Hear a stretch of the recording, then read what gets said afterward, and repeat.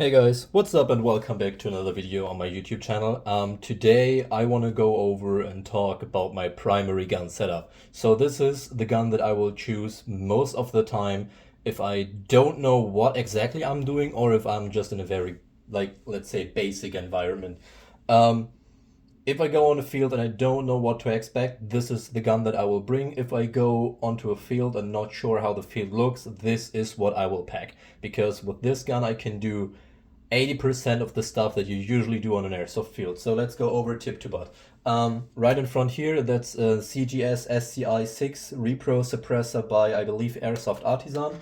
I barely use the suppressor on the gun, but when I use it, it's just to make the gun really silent, because as you can see, it's an HPA gun. HPA guns can be really quiet if you know what you do. If you have a foam-filled suppressor, that's even better. It will make the gun really quiet. And the other time I will run the suppressor is if I want to use a tracer. So I can put a modded AceTag ACT2000 tracer in here, and the AceTag will only work with like I modded it and I changed the LEDs to IR LEDs. So when you use red tracers, because red is the nearest color on the IR spectrum when you get to like tracer BBs, you basically have tracers that are only visible under night vision.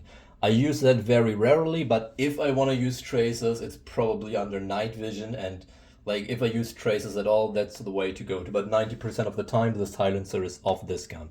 So the flash hider is a classic tri-prong, not the Surefire one, but the CGS one, just a repro. It's just my silencer host. Not really anything to worry about. Next thing, rail covers. As you can see, most stuff on this gun is by SCI Regular. Not only do I like the way their stuff looks, I also like their policies. I like the company itself, and I really like their products. So let me get this a little bit closer. You can see what I'm talking about when we're talking about the rail covers. These have a really nice and grippy texture, but they're also somewhat thick. So if you want like a very thin handguard, those are not the rail covers for you. Get some of the Magpul ones. For me, the girth of my handguard doesn't really matter that much. However, I will probably take these two on the side off and throw them on the top at some point, because on the side they do add a lot of bulk. On the 45-degree ones, if you grip your gun, there's empty space anyway, so that doesn't matter there. But they also can be used for cable routing, and I will show you that on the other side, because they make it really, really easy to route cables through them. So there we go. Right on top here we have the switch holder. I, by the way, bought the wrong one. So this is a single, like the solo switch holder, and it's meant for the Handguard or Surefire pressure pads that only have like one pad. But I have the pressure pad with the Viz override, so I could shove it in there. It's not optimal though. However, as you can see, the cable is going down here. And let me get this tool so you can see it better. The cable routings don't go through all the way. The way this works is they have an entry right here and a cross path right here. So these go in here, up there. You can see the cable on the gun here tucked into the rail by the rail cover, and it goes down here and out here again into the Handguard. Really easy to use them. And I really like the way you can organize cables, because these make it really easy to do that. So going back to the left side, this, as I said, is their single pressure pad holder. I use this for my Handguard basically only. I don't have a flashlight on here because, from my personal experience, the flashlight on these Zomogear Handguards are very good, and this is not even the V-Cell model. As you can see, that's a really old and somewhat beat up Handguard. It's the one I primarily used over the last couple of years. It still holds up very strong, like it a lot. If you get one of the new V-Cell Handguards, be assured you don't really need an IR light. If you need, for whatever reason, a visible light, go ahead then, get a visible light. But if you primarily use light under night vision, this is your go-to option. So right in front here we have the modular barricade stop by SCI Regular. It's basically just so my hand has an index point when I want to get the gun up. and this is their handbrake, the V2 one. I find it more comfortable than the V1 personally. However, they don't really make a lot of a difference. Get whatever you can. Really comfortable. Some people find the texturing a bit too aggressive and sand it down. If you don't use gloves, that might be the case. I use gloves most of the time, so that doesn't really apply to me. Next thing we have on here, the riser for the angle. That's an Overbore Systems salt riser, I believe. Saw this like on Instagram where a guy used it to rise up his angle. Like the concept because this way, when I C-clamp my gun and activate the laser, the riser clears my laser, so that's very good for me. Rail itself, not a real risk 3, of course. They are hella expensive. This is a repro by Airsoft Artisan, I believe. I'm not really sure on that because I didn't buy it new. I got it used for a very good price, and I wanted to build a risk 3, so this is what I went with. Yeah, Engel, we've talked about this. This is the Zomogear Engel.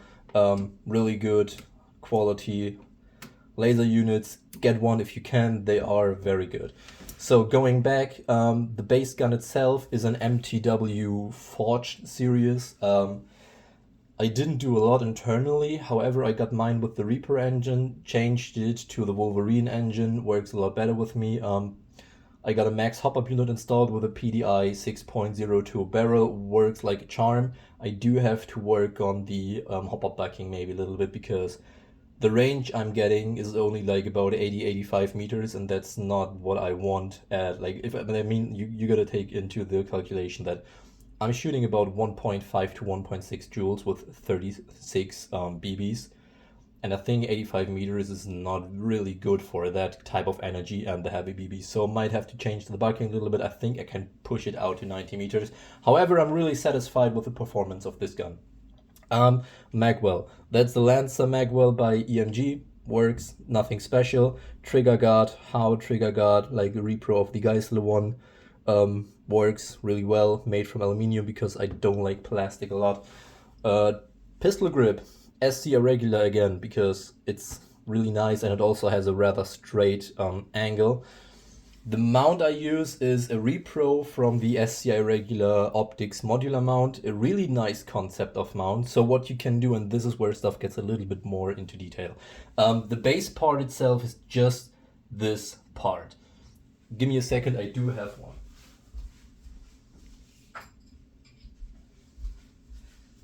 So this is a spare mount that I have, and the base part is basically just this being the rail version, this is the T1 version. And you put this on your gun. You can take out this screw right here to take off the end cap, and then you have different modules to throw on.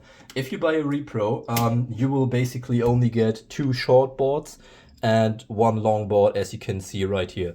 I cut off my long board up front here for my thermal to make it the same length as a mid board because that works best with thermals. These things are really nice to use. Go ahead and get one. They are very nice. So one thing I was concerned about is if the rails do wobble, and they don't, because they're not only secured by 1 screw on top, they're also secured by a second screw from the front. So you are securing your basically your rail extension on both axes, and it can't wobble that way. Really nice and very thought through design. So what do I run on here? First off, the thermal that I'm running is a PFN 384 thermal, really nice thermal. I got this used as well. I don't think you can buy the 384s new anymore. You can buy the 640s, so you will get a better core. However, I'm really satisfied with this thermal optic. I might do a separate review on that at some point. But basically it gives me the option to use thermal capabilities, and I am able to differentiate like a dog from a rabbit at like 500 to 700 meters. So that's more than enough for Airsoft to see if there is a person or not, and maybe even see how many or some details. Really nice thermal optic. What I did was, and this is not really the way to go to be honest, I just used the standard G33 mount that those flip to side things come with and screwed it on here. It's only secured by one screw because the second one doesn't really fit. I pulled it very tight. Don't do that. It does have some wobble if you put it on here. Also, if you want to throw it on top of your gun, like in the front, go ahead and order the left-handed version, because as you can see, in order for me to put it on there, I have to flip it up and then flip it down. But that works really good. One thing I like a lot, and let me see if I can get that on camera, is how little play these have. Also, as you can see, the Romeo 40 is very, very perfectly centered on your thermal, together with the Juliet 4. That's an amazing combo. So as you can see, there is basically absolutely no gap between my thermal and my T1.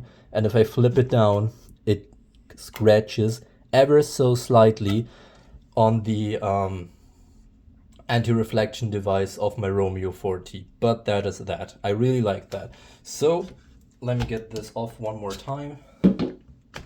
As you can see here, I cut off the rail, so it's 6 sections long and not 8 sections long. Works better with my angle, so I have more space for my hand in front of my angle. The optic that I'm using is a Sig Sauer Romeo 40 Pro. I originally wanted to get the 4XT Pro, but they were out of stock everywhere, so I just went with the 40 Pro. Only difference is XT Pro uses like a AAA battery and this one uses a CR2032 or whatever. Works really good. I love the Sig Sauer Romeo optics. They have amazing night vision performance. If you can go ahead and get, like, even if you get the old Romeo 40s, like the regular ones used, they have amazing performance. They have amazing glass. They are really good and sturdy optics, and they come with a lot of accessories as well. So as you can see on my gun right here, in the front I have an anti-reflection device, and that's basically just screwed in.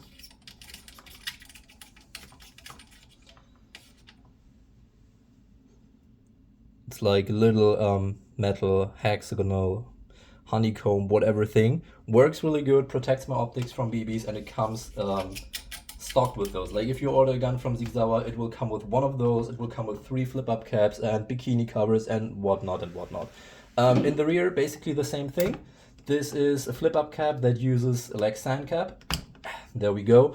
I can flip this down, so this protects my optic from BBs even from behind. And let me tell you, these Lexan covers are way more clear than the one Aimpoint uses.